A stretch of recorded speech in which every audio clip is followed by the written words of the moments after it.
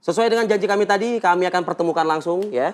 Kalau kemarin ada yang tetap di dalam ruangan, lalu ada juga yang walk out keluar ruangan. Nah nih, mudah-mudahan di studio kami pagi ini, dua-duanya tetap di studio sampai kita akhir dialog nanti. Begitu ya. Siap. Selamat pagi para koordinator. Wow, dari Paslon 1 dan Paslon 3 ada Bang Ramdan Alamsyah. Assalamualaikum Bang. Waalaikumsalam. Apa kabar? Bro. Sehat ya? Sehat, alhamdulillah. Dan juga ada Bang Birawa Arifi. Selamat pagi, Assalamualaikum. Bang. Waalaikumsalam, Pagi, pagi Mbak. Ya. Bisa akur? Gak usah walk out dari studio? Kita nggak ada yang berantem. Oh, enggak. Emang nggak ada yang berantem. Cuman pengen Yang gembira, Pak. Iya, yang gembira dong. Mas Adi Praitno juga apa kabar, Mas? Alhamdulillah. Alhamdulillah. Kita sebagai warga Tangsel, kita memantau Jakarta juga ya, Mas? Kan kerjanya di Jakarta. Pak. Oke. Nah ini nasib Pilkada DKI Jakarta satu putaran masih menggantung. Masih menggantung ya? Karena walkoutnya Bang Tapi Ramdan pemenang kemarin. suaranya udah diumumin. Pemenang suara udah diumumin. Iya, tapi kemarin kan ada yang walk out. Artinya nggak terima ya? Iya, kita tanya dulu. Ini walkout kenapa nih Bang? Iya, sebenarnya walkout itu kan kita menunjukkan satu sikap ya. Ya. Satu sikap tegas bahwa kami bukan menerima tentang hasilnya, tapi prosesnya. Bahwa banyak laporan-laporan kami yang sudah kami ajukan, baik itu ke Bawaslu DKI, Bawaslu Kota, gitu. Terus kemudian ada proses-proses temuan-temuan, baik itu temuan yang di kesalahan atau pelanggaran ya, baik yang ditemukan oleh saksi kita maupun daripada pengawas TPS langsung. Kayak apa sih kalau highlight aja deh kayak Contoh gini, di Pulau Seribu itu bro, bayangin ribuan beras, kemudian sembako, menjelang hari H itu udah tiba, ketangkaplah. Alasannya, oh ini untuk bazar atau untuk pasar murah kemarin mau kampanye. Karena keterlambatan pengangkutan jadi baru hari ini. Ini kan nggak rasional, itu contoh. Dan itu udah disegel bos. Ada tulisan gitu? Sudah, viral kemana-mana. Apa Tapi tulisan? gini, pertanyaannya adalah kenapa kemudian Bawaslu-nya seolah-olah hanya menyegel, tidak mendalami. Kenapa Gakumdu tidak bergerak? Tidak direspon Kenapa gitu ya? tidak ada tindakan-tindakan yang memang benar-benar sesuai dengan Perbawaslu lah. Itu padahal bukan Itu dari aduan ya gitu ya? Bukan, ketangkap tangan bos. Tapi Satu, yang menurut kedua. KPUD kan tidak ada rekomendasi dari Bawaslu terkait dengan PSU Nah, dan ini menurut lainnya. rekomendasi. Contoh di Kebayoran Lama. Rekomendasi dari Panwascam ya, Panitia Pengawas Tingkat Kecamatan. Ya. Sudah merekomendasikan, kita ada buktinya. Merekomendasikan bahwa yang namanya 3 TPS atau 4 TPS itu dilakukan PSU. Tapi kembali oleh PPK tingkat kecamatan nih, KPU ditolak dengan alasan sedemikian rupa. Nah bahkan ini menjadi polemik. Mana yang diikuti keputusan tersebut? Putusan yang di atasnya lagi? Ditolak Pak. Jadi rekomendasi dari Panwas Kecamatan kepada PPK Kecamatan Kebayoran Lama terhadap PSU di 4 TPS itu KPU tolak di tingkat kecamatan. Kenapa? Alasannya tidak sesuai prosedur dan sebagainya dan sebagainya. Itu temuan Pak yang dilakukan oleh Panwas sendiri, bukan kami yang melapor. Nah, yang jadi masalah lagi adalah lucu memang. Panwas Kecamatan ini ketuanya dipermasalahkan oleh internal mereka, dianggap tidak prosedural, dianggap tidak benar caranya, hanya rapat sendiri dan sebagainya. Padahal itu adalah bentuk ketegasan, bentuk partisipasi dan memang perjalanan Bawaslu sesuai dengan Perbawaslu memang harus begitu. Tapi bos-bosnya ini di dalam nggak suka. Ini yang lucu gitu loh. Dan ini banyak terjadi Pak. Belum lagi kami melapor, saya sudah melapor. Ya, 1 minggu sebelum terjadinya yang namanya rekapitulasi. Apa? Kita melaporkan banyak terjadinya C6 atau C pemberitahuan undangan dan sebagainya itu tidak sampai kepada masyarakat. Jadi mereka datang? Ya, mereka datang, kami fasilitasi datang dan memang ada juga yang mendatang. Ditolak dong berarti ya? Sampai detik ini Pak, Bawaslu tidak memberikan rekomendasi apapun terhadap ratusan laporan. Dan ini terjadi masif di hampir di ratusan TPS. Pertanyaan kami, ketika kami duduk di sana, terus kemudian dibacakan rekapitulasi hasil suara yang legitimasinya menurut kami kurang. kita lihat partisipasi masyarakat itu rendahnya jauh sekali, Pak. Oke. Ini data. Ya toh? Itu yang warna pink tuh apa tuh? Pemenangnya, Bos. Golput. Pemenangnya adalah golput. Jadi kalau selama ini bicara angka 01, 02, 03, yang menang bukan kami peserta. Yang menang adalah golongan-golongan yang memang tidak menggunakan hak suaranya di 3.400.000 lebih. Yang memenangkan suara lah gitu. Pertanyaan kami, KPU punya anggaran dari pemerintah hampir 1 triliun, ngapain aja? Oke. Itu jadi pertanyaan, Pak. Oke. Baik, karena kenapa? Itu akumulasi anggaran. Ya. Kemudian KPU sosialisasi, apa yang disosialisasikan? Masa sosialisasi hanya di hotel saja? Hasilnya ya begini. Oke. Kalau sosialisasi langsung di masyarakat, diajak, diayomi. Ini ambil contoh nih, saya ambil contoh, coklit lah. Ada perbedaan mendasar, walaupun sepele. Jadi hal-hal sepele itu kadang-kadang yang menjatuhkan, Pak. Oke. Oke. Gitu loh. Dari semua ini, Bang Ramdan, sebelum saya ke Bang Birawa ya.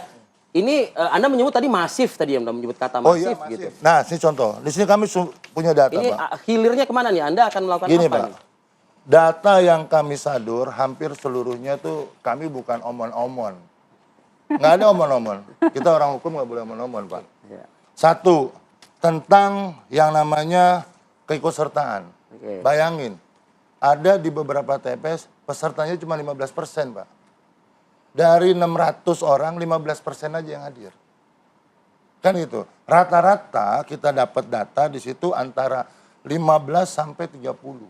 7 sampai 38. Oke. Ini merata, masif, Pak. Yang saya katakan, terstruktur, sistematis, dan masif. Anda 3 hal tersebut? Karena mereka selalu menuduhkan bahwa yang bisa melakukan itu adalah orang yang punya kekuasaan. Kita lupa. Orang-orang yang hari ini duduk ini, bukan orang yang sekarang berkuasa, Pak. Yang kemarin berkuasa. Baik. Jadi Baik. jangan kemudian dia melempar, dia lupa terpercik sama air sendiri. Oke. Baik, kita ke Bang Birawa. Bang Birawa, di luar dari tudingan-tudingan tersebut, kita dulu minta tanggapan terkait dengan hasil penetapan rekapitulasi KPUD Jakarta meskipun diwarnai dengan aksi walkout, meskipun ada yang tidak mau tanda tangan BAP. Bagaimana tanggapan dari Paslon 01 sendiri terhadap hasil ini? Terima kasih Mbak. Sebelumnya memang kami mengucap syukur alhamdulillah memang kami mengapresiasi seluruh kerja keras dari para pihak terkait khususnya dalam hal ini KPU Jakarta dan juga Bawaslu.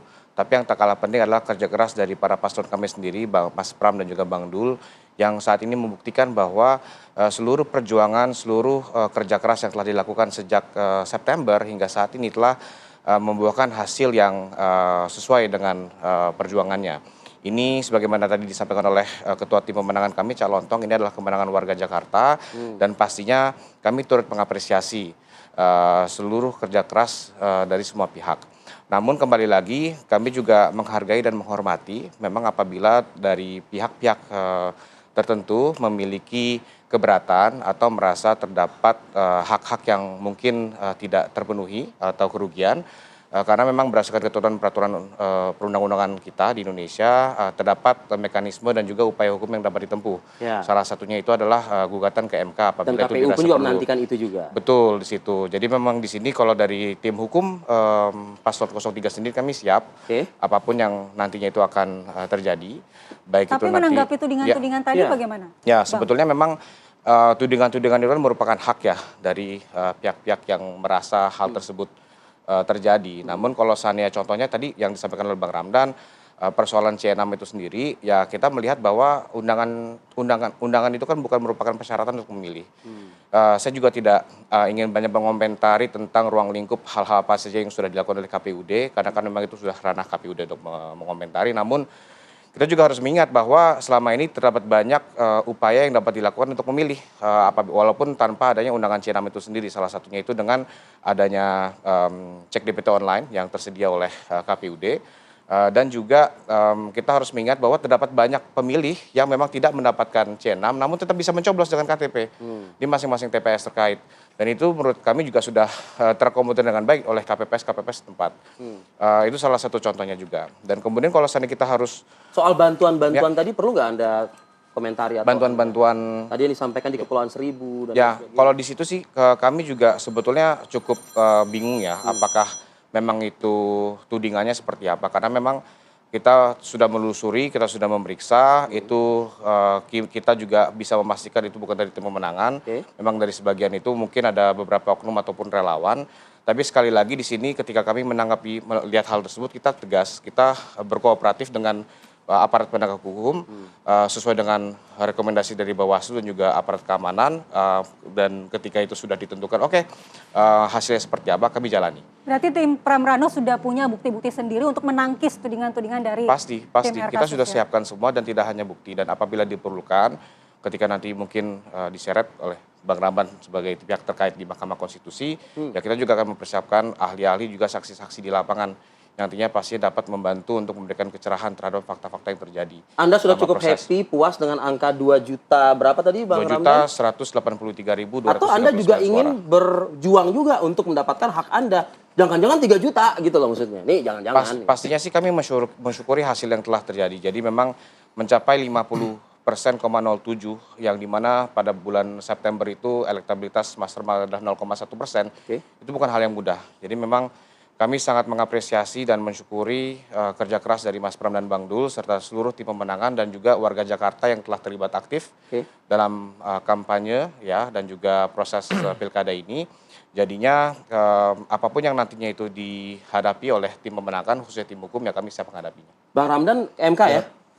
Ya, pada prinsipnya ada satu jalur hukum bisa ke Mahkamah Konstitusi. Memang akhir ini pasti akan ke sana. Ya. Ranahnya pasti ke sana. Ya. Pasti. Dan tadi dikatakan banyak kok yang menggunakan KTP.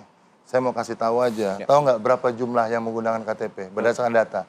Cuma 18.000 orang, Bos. 18.000 saja yang menggunakan DPTD dan DPTB. Artinya yang menggunakan KTP. Narasi yang dibangun ini tolonglah. Kami ini menjaga demokrasi, Pak. Kami ini merawat. Bukan hanya sekedar mau menang angka. Kalau hanya sekedar menang angka, buat apa kami mempermasalahkan? Buat kami ya udah selesai. Tapi ini yang menjadi masalah besar dan memang diakui sejak awal. Contohnya oleh KPU bahwa memang pendistribusian. Tadi bilang itu kan hanya undangan. Mohon maaf, kita orang hukum, berarti kita harus baca lagi. Di sini lampiran. Yang membuat bukan kami, tapi aturan KPU sendiri. Artinya? Lampiran ini disebutkan, Pak, bahwa dengan ini mengundang saudara atau saudari. Artinya ini wajib. Wajib, Pak. Kalau yang kedua dibilang, sebentar, dibilang itu kemudian, angkanya biasa-biasa saja. Tahu nggak berapa yang tidak menggunakan hak? Dalam arti yang tidak terdistribusi. 800.000, Pak. Ini bukan angka yang sedikit. Dalam demokrasi, jangankan 800.000. Satu suara itu punya nilai yang sangat berarti. Artinya apa? Dengan unsur kesengajaan. Yang tadi saya bilang, TSM, ucapannya KPU, Bawaslu dengan pasangan 03 mirip-mirip narasinya menurut saya. Waduh, lu udah mulai framing ke situ. Loh bukan, karena ini kan bicara narasi, Pak. Kami bicara fakta, ketika bicara narasi, sudah banyak yang menggunakan KTP. Nah, kami kasih tahu yang menggunakan KTP cuma 18.000 orang. Terus kemudian sudah didistribusikan 90%. Pertanyaan saya, ada peraturan KPU sendiri, keputusan KPU. Saya bawa nih datanya. Keputusan KPU lagi. Kita lanjutkan nanti bagaimana Bang ya? Oh, boleh Disiapkan, saja. ya. Tapi Bang Birawa menanggapi pernyataan terakhir dari Bang Ramdan ini, silakan. Kalau saya sih sebenarnya setuju dengan poin bahwa kita orang hukum, kita harus jelas dasar yang disebutkan. Bahwa memang dalam peraturan KPU sendiri, undangan C6 itu bukan persyaratan yang wajib. Karena kenapa? Kalau memang itu persyaratan yang wajib, tidak mungkin ada 18.000 warga Jakarta yang dapat mencoblos hanya berdasarkan KTP saja. Itu merupakan salah satu bukti yang sangat jelas bahwa KPU sendiri memberikan ruang seluas-luasnya bagi para pemilih. Sehingga tanpa ada undangan C6 pun tetap ada upaya agar warga dapat mencoblos di TPS. Baik, nanti kita akan minta tanggapan dari Mas Adi Praitno nih. Bagaimana menanggapi hasil kemarin dan perselisihan ini. Namun kita harus jeda dulu pemirsa.